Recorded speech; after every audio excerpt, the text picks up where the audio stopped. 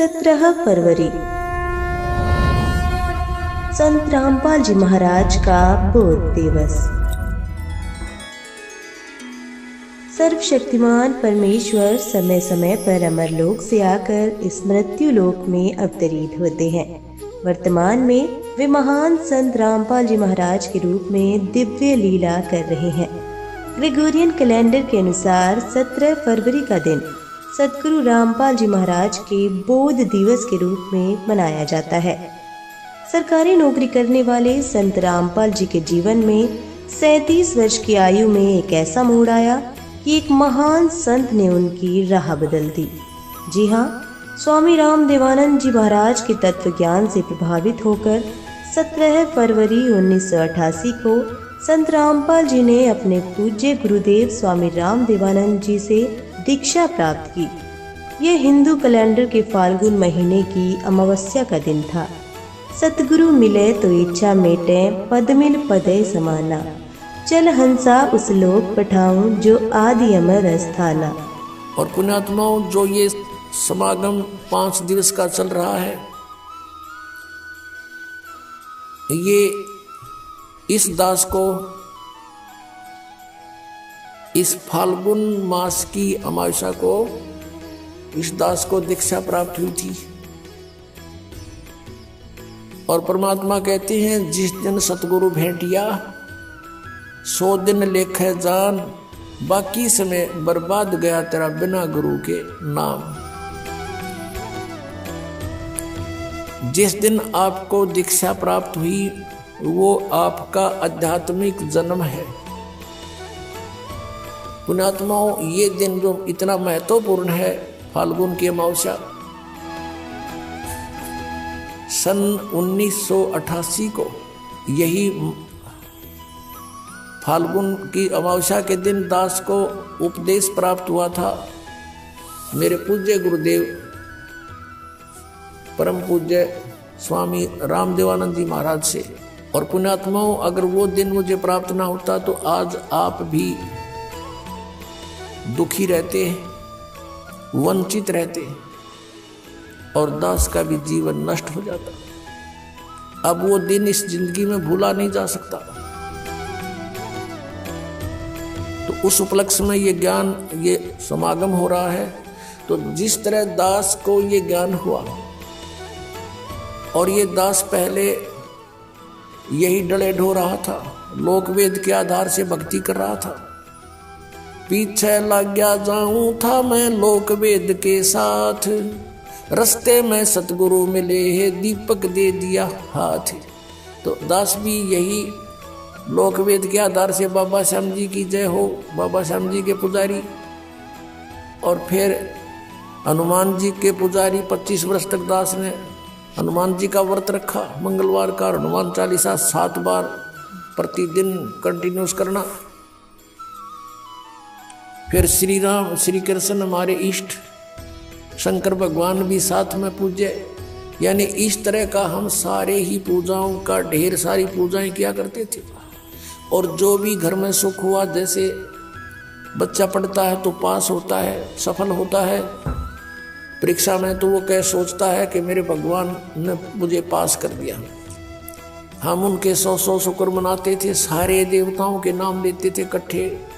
उसने दया करी, बाबा श्याम जी की जय हो, हनुमान जी की जय हो, श्री कृष्ण भगवान की जय हो, राम की जय हो, शंकर भगवान ने दया कर दी। और फिर जैसे संतान उत्पत्ति हुई, प्राप्ति हुई, तो उसमें भी जय हो नहीं भगवान ना की, बाबा श्याम जी के बोल दिए इतने रुपये उसके वहाँ चढ़ाऊंगा इसके। अब ये लोक वेद के आधार से हम सोच रहे थे ये देवता हमें लाभ दे रहे, ये तो कुछ भी ना कर सकते। इनके इतिहास, इनकी पावर से हमें पता चला कि ये भगवान तो हैं, स्वामी हैं, अच्छी आत्माएं भी हैं, लेकिन ये हमारे को केवल वर्क डन दे सकते हैं, जैसा कर्म करेगा उतना ही दे सकते, इसमें कोई परिवर्तन नहीं कर सकते थे। आपके अगर पूर्व जन्म में कोई संस्कार अच्छे थे, उनसे आपको लाभ हो रहा था, लाभ ही देंगे। ये आपका कोई पाप कर्म आ गया तो पाप कर्म भी जबरदस्ती आपका भुगवाएंगे, उसमें कोई परिवर्तन ये नहीं कर सकते। अब कबीर देव जो है वो कर सकता है तो पुण्यात्माओं, ये दास पहले लोक वेद के आधार से अपना जीवन नष्ट कर रहा था। कोई अभाव नहीं था, घर में सब सुविधाएं थी, संतान थी, 2 पुत्र 2 पुत्री, जेई की सर्विस थी दास की, जूनियर इंजीनियर की, और ये सोच रहा था बहुत बढ़िया काम है, ऐसे ही ठीक है। और जब ये अंधेरा हट्या, जब बता के कोट जन्म तन बरमत हो गए, कुछ ना हाथ लगा रे, कुकर सुकर खरबा बोरे, कौवा हंस पुकारे, कोटि जन्म तू राजा की, न मिटी न मन की आशा, और भिक्षकों का दर दर घूमया, ये मिला नहीं निर्गुण रासा। बोध के लिए सतगुरु क्यों जरूरी है? परमेश्वर कबीर साहिब ने कहा है, कबीर गुरु बिन माला फेरते, गुरु बिन देते दान, गुरु बिन दोनों निष्फल है, पूछो वेद पुराण। गुरु के बिना यदि नाम जाप की माला फिराते हैं और दान देते हैं, वे दोनों व्यर्थ हैं।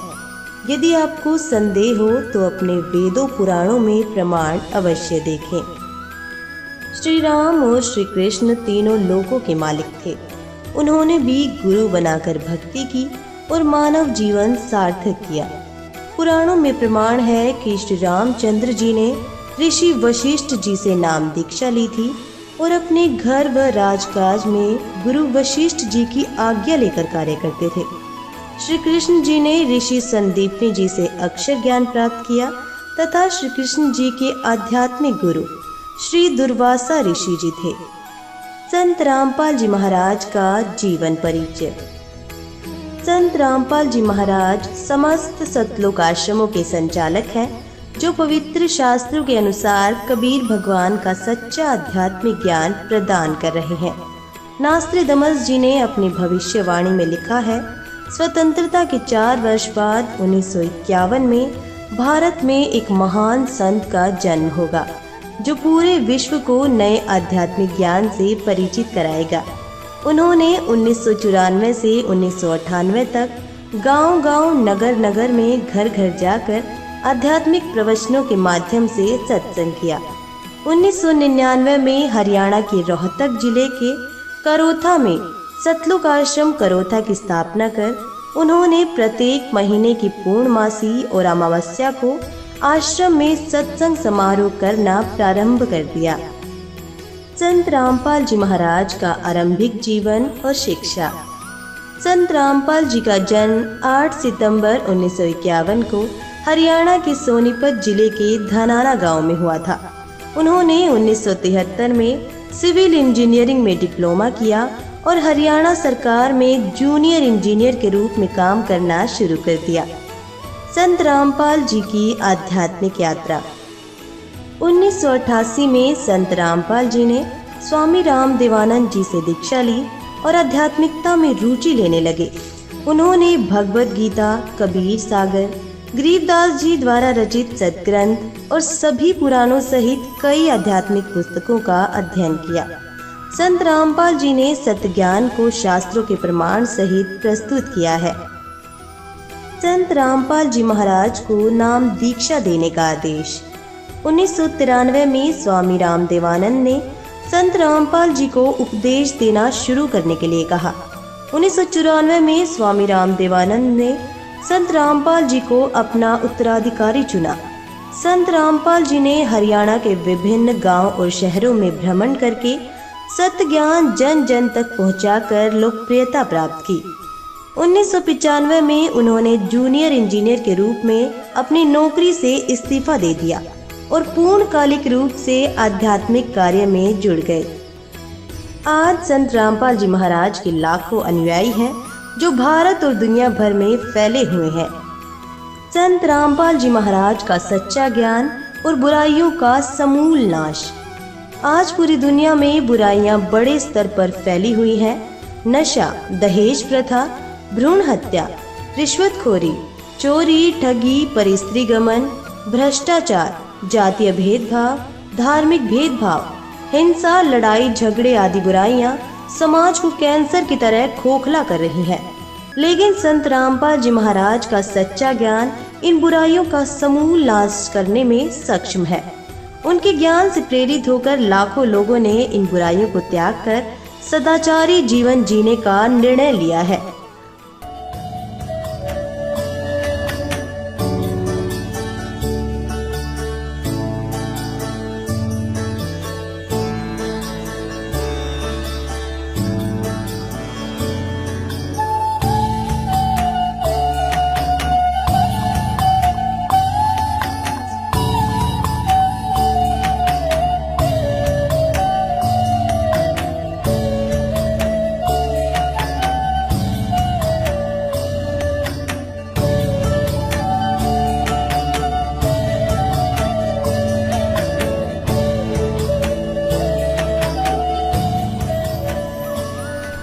संत रामपाल जी महाराज धार्मिक ग्रंथों से सच्चे ज्ञान का प्रचार कर रहे हैं। वे बताते हैं कि इन बुराइयों से बचने का एकमात्र तरीका है परमेश्वर की सच्ची भक्ति करना। संत रामपाल जी महाराज के ज्ञान से समाज में सकारात्मक बदलाव आ रहे हैं। लोग सदाचारी जीवन जीने लगे हैं और समाज में शांति और प्रेम का माहौल बन रहा है। यदि आप भी इन बुराइयों से मुक्ति चाहते हैं तो आपको संत रामपाल जी महाराज का सच्चा ज्ञान प्राप्त करना चाहिए और उनसे नाम दीक्षा लेकर अपना कल्याण कराना चाहिए। संत रामपाल जी महाराज कलयुग में फिर से सतयुग जैसा माहौल खड़ा करने में प्रयासरत है। उत्तर दक्षिण पूर्व पश्चिम फिरता दाने दाने में, सर्व कला सतगुरु साहिब की हरि आए हरियाणे नु।